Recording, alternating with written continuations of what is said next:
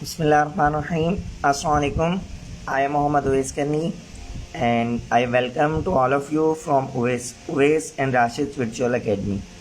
So today it is our lecture number 10 and the topic of today is preposition. In our previous lectures we are talking about the fixed preposition. जैसा कि हमने पहले कुछ fixed preposition पढ़े हैं, तो आज जो हमारा फिक्स्ड प्रीपोजिशन है वो है फिक्स्ड प्रीपोजिशन ऑफ. ठीक है, फिक्स्ड प्रीपोजिशन ऑफ है. ठीक है जी, आज हम इसके बारे में पढ़ेंगे. तो वो स्टूडेंट जो इस तरह के डेली लेक्चर्स देखना चाहते हैं और वो व्हाट्सएप पेड ग्रुप के अंदर ऐड होना चाहते हैं, वो इस नंबर के ऊपर कांटेक्ट कर सकते हैं. ठीक है जी, ये मेरा व्हाट्सएप नंबर है, इसके ऊपर वो कांटेक्ट कर सकते हैं. तो चलिए जी, आज के लेक्चर की तरफ चलते हैं, जो कि आज का हमारा टॉपिक है फिक्स्ड प्रीपोजिशन ऑफ. कुछ ऐसे वर्ब्स होते हैं जिनके साथ हमारा प्रीपोजिशन ऑफ ही हर हाल में यूज़ होता है. तो चलिए नंबर 1 सेंटेंस देखते हैं, आज का देखते हैं उसमें वर्ब कौन सा है. ही was accused of theft. He was accused of theft. तो वर्ब यहाँ पे अक्यूज्ड है. अक्यूज्ड के साथ आपका प्रीपोजिशन ऑफ यूज़ होता है, जो कि आपने याद करना है. ये फिक्स प्रीपोजिशन है, इसके साथ आपका कभी भी प्रीपोजिशन फॉर यूज़ नहीं होगा. ठीक है जी. He was accused of theft. Accused of का मतलब इल्ज़ाम लगाना. ठीक है जी, अक्यूज्ड ऑफ का मतलब क्या होता है? इल्ज़ाम लगाना. उसके बाद सेंटेंस नंबर 2 है हमारे पास. I do not approve of your conduct. मैं आपका जो तरीका है या जो आपका बिहेवियर है उसकी मैं तायद नहीं करता, मतलब मैं उसको अप्रूव नहीं करता. तो अप्रूव के साथ जब आप किसी चीज़ की तायद कर रहे हों तो वहाँ पे आपका प्रीपोजिशन हमेशा ऑफ यूज़ होता है. सेंटेंस नंबर 3 है हमारे पास.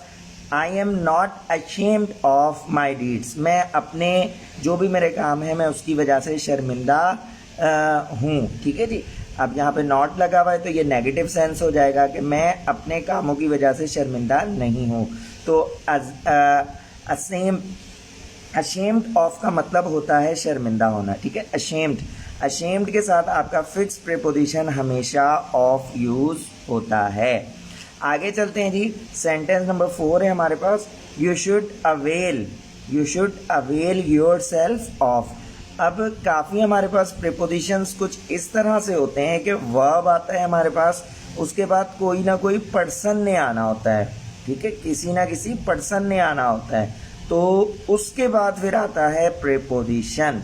ठीक है, कुछ इस तरह का स्ट्रक्चर भी होता है जब हमारे पास प्रीपोजिशन यूज़ हो रहे होते हैं.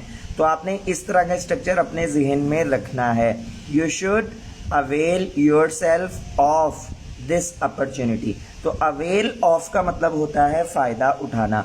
बट अगर कोई शख्स किसी भी मौके का फ़ायदा उठा रहा है तो वो पर्सन हमेशा वर्ब और प्रीपोजिशन के दरमियान आएगा.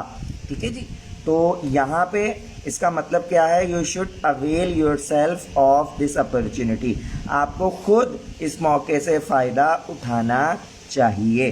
अच्छा जी, आगे हमारे पास सेंटेंस नंबर 5 है. ही बूस्ट्स ऑफ हिज वेल्थ. वो अपनी दौलत के ऊपर क्या करता है? शेखी मारता है, मतलब क्या कहता है? इतराता है. ठीक है, तो बूस्ट के साथ आपका हमेशा जो प्रीपोजिशन है वो ऑफ यूज़ होगा, जिसका मतलब होता है शोखिया मारना. यहाँ पे शेखी लिखा हुआ है उर्दू के अंदर. उसके बाद जी सेंटेंस नंबर 6 है. This room consist of door and Windows. ठीक है, कंसिस्ट के साथ जो कंसिस्ट हमारे पास वर्ब है, इसके साथ 2 चीज़ें यूज़ होती हैं. एक प्रीपोजिशन ऑफ यूज़ होता है और दूसरा इन यूज़ होता है. तो पहले ये 2 सेंटेंस को देखिए, फिर मैं आपको इसका डिफरेंस भी बताता हूँ और आप लोगों को ऊपर जो लिंक का आपको डिस्क्रिप्शन भी मिल जाएगा. यूट्यूब के ऊपर मेरा सेपरेट से कंसिस्ट ऑफ और कंसिस्ट इन के ऊपर एक लेक्चर बना हुआ है, आप उसको काइंडली रिव्यू कीजिए. उसमें काफ़ी डिटेल के अंदर मैंने इनके बीच में डिफरेंस को डिस्कस किया हुआ है, तो उसका लिंक आपको डिस्क्रिप्शन में मिल जाएगा, ठीक है। टॉप के ऊपर ही मैंने अभी ऑलरेडी दे दिया है, तो डिटेल के अंदर आप वहाँ से पढ़ें, बट मैं आपको शॉर्टली यहाँ पे बता देता हूँ कि इन दोनों के बीच में फ़र्क क्या है। Where we can use the preposition of and in along with the word consist. तो देखिए जी, पहले मैं आपको यहाँ पे इसको थोड़ा सा एक्सप्लेन कर दूँ, ठीक है जी। एक्सप्लेनेशन क्या है कि कंसिस्ट ऑफ, जब भी कंसिस्ट के साथ ऑफ यूज होगा ना, तो it is always talking about the material thing, material things which don't have a life. मतलब वो चीज़ें जो मटीरियल हैं और ऐसी चीज़ें जिनमें ज़िंदगी नहीं है, जो नॉन लिविंग थिंग्स हैं। जब भी we are talking about the non living things और the material things, then we can always use the preposition of after the verb consist. और if we are talking about non material things, ठीक है, non material things के बारे में बात करेंगे तो हम इसके साथ प्रीपोजिशन इन यूज करेंगे, ठीक है। मटीरियल थिंग्स के बारे में बात कर रहे हैं तो हम यूज करेंगे ऑफ। मटीरियल थिंग्स क्या होती हैं? जिन्हें हम टच कर सकते हैं, जिन्हें हम देख सकते हैं। बट नॉन मटीरियल थिंग्स क्या होती हैं? जिन्हें हम देख नहीं सकते, सिर्फ महसूस करते हैं, तो वहां पे हम यूज करेंगे प्रीपोजिशन इन, और मटीरियल थिंग्स के साथ हम प्रीपोजिशन यूज करेंगे ऑफ। ये बेसिक सा डिफरेंस है इन दोनों के दरमियान, और ये अक्सर टेस्ट में आता है और स्टूडेंट्स यहाँ पे कंफ्यूज होते हैं। तो चलिए अब इनको मैं फर्दर एग्जाम्पल्स के अंदर आपको एक्सप्लेन करता हूँ कि this room consist of doors and Windows, ठीक है। ये जो रूम है इसके अंदर एक दरवाजा और बहुत सारी खिड़कियां हैं। तो जो डोर है और विंडो है वो मटेरियल थिंग है या नहीं? ठीक है, डोर भी मटेरियल है और विंडो भी क्या है? मटेरियल। तो मटेरियल के साथ हम कंसिस्ट के साथ कौन सा प्रीपोजिशन यूज करते हैं? ऑफ। तो यहाँ पे देखें ऑफ प्रीपोजिशन यूज हो रहा है। This room consist of door and Windows. तो देखिए यहाँ पे ये मटेरियल थिंग्स के बारे में बात हो रही है और हमने प्रीपोजिशन ऑफ यूज किया है। नीचे वाली एग्जाम्पल देखेंगे तो कॉन्सेप्ट बिल्कुल आपको क्रिस्टल क्लियर हो जाएगा। Happiness consist in peace of mind. अब यहाँ पे मुझे बताएं, हैप्पीनेस आप देखते हैं, हैप्पीनेस मटेरियल थिंग है या नॉन मटेरियल थिंग है? तो जी जो हैप्पीनेस है हमारे पास वो नॉन मटेरियल थिंग है, ठीक है जी। वो क्या है हमारे पास? Non material thing. तो जब भी नॉन मटेरियल थिंग्स के बारे में बात हो रही होगी तो उसके बाद और उसके साथ वर्ब हमारा यूज हो रहा होगा कंसिस्ट, तो उसके साथ प्रीपोजिशन हमेशा इन यूज होगा, ठीक है।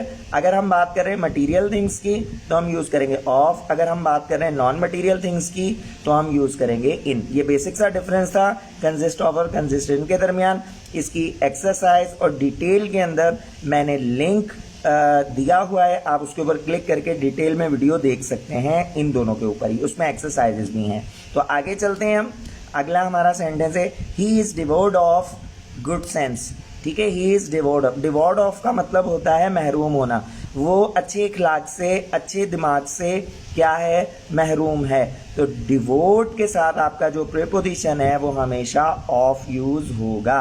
ये वाला पॉइंट, ये जितने भी मैं वर्ब्स आपको बता रहा हूँ ये आप खुद नोट करके उनके सामने ये वाले फिक्स प्रीपोजिशन लिख लें। ये एक बेस्ट तरीका है ये वाले जो वर्ब्स के साथ प्रीपोजिशन याद करने का। अदरवाइज आप एक याद करेंगे, एग्जाम के अंदर जब ये आएंगे सवालात तो आपका दिमाग कंफ्यूज हो जाएगा, आपको बहुत सारे प्रीपोजिशन याद आ जाएंगे। तो प्रीपोजिशन को याद करने का बेस्ट तरीका यही है कि आप इसको अपनी कॉपी के अंदर लिखें और इसकी प्रैक्टिस करें और खुद सेंटेंस बनाएं।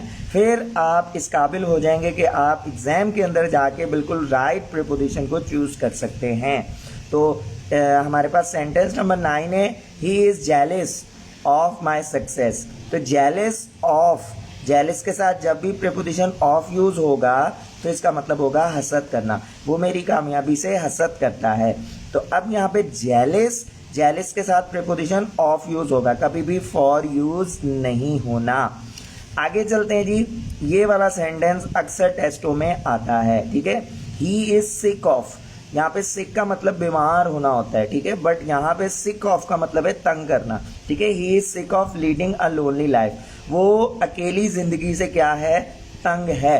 तो यहाँ पे ये जो सिक है ना, सिक का मतलब बीमार होना भी होता है, बट यहाँ पे सिक ऑफ का मतलब है तंग करना।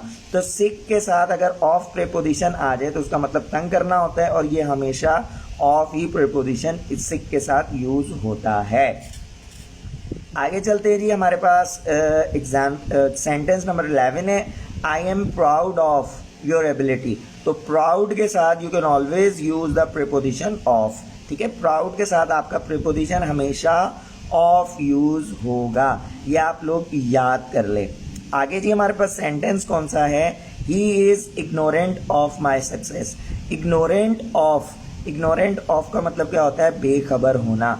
तो इग्नोरेंट के बाद आपका जो प्रीपोजिशन है वो हमेशा ऑफ यूज होगा।